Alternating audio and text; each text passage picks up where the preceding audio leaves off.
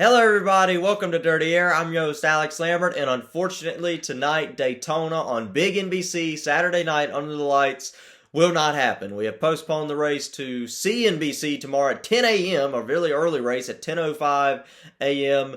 and it's obviously disappointing to lose the big NBC time slot, but it should still be a very entertaining race. Now, the weather for tomorrow is not looking fantastic. It's not a guarantee that we will get this race in tomorrow at 10 a.m., but we're going to start trying at 10 a.m. I don't know if we'll get the full distance. Remember, we only have to get to lap 80 in this race for it to be an official race, which would be the halfway point. With the 160-lap race, we'd only need to get to lap 80, which is right before the end of stage 2. So all we got to do really is get 80 laps in, which is about maybe an hour and a half worth of racing. If we can get that in at some point tomorrow, that would be great. Obviously, I hope we see the whole race. Daytona is exciting. I hate when they get affected by weather, but 10 a.m. tomorrow, 10:05 a.m.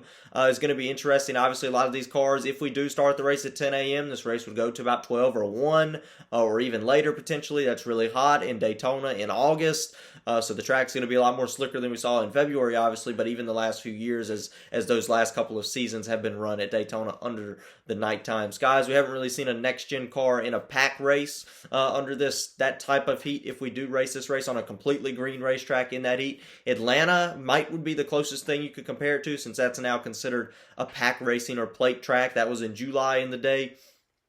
So obviously the track had a lot of heat at that point as well. But it should be interesting to see. We'll have to see what does happen tomorrow. I think a lot of slipping and sliding can go around. We'll see if these guys play it conservative tomorrow at the green flag, or maybe wait a little bit. Obviously with the Xfinity race last night, these guys might want to play it a little more conservative, try to save their stuff to the end of the race. But just look at tomorrow and look at the weather forecast. If it looks like it's going to rain all day tomorrow, if we do start this race at 10, 11, whatever time we do get the green flag for this race, I think the intensity is going to be very high, just because of the sole reason you're going to have weather in the area all day tomorrow at Daytona, it looks like. Obviously, we don't know yet, but it looks like that will happen going into tomorrow. If we have rain showers popping and going all day long, you want to have the lead at all points of the race, especially when you get closer to that 80-lap mark, which when you hit lap 80, the race can end officially. So unfortunately, not talking about the race tonight. I just wanted to do a quick episode. I will be obviously doing a race review tomorrow afternoon after the race, or whenever this race ends. As soon as the race ends, I'll obviously come on and do Dirty Air. So I hope you guys tune in for that. Like and subscribe if you like the channel, if you like the video, and of course tune in tomorrow, hopefully tomorrow,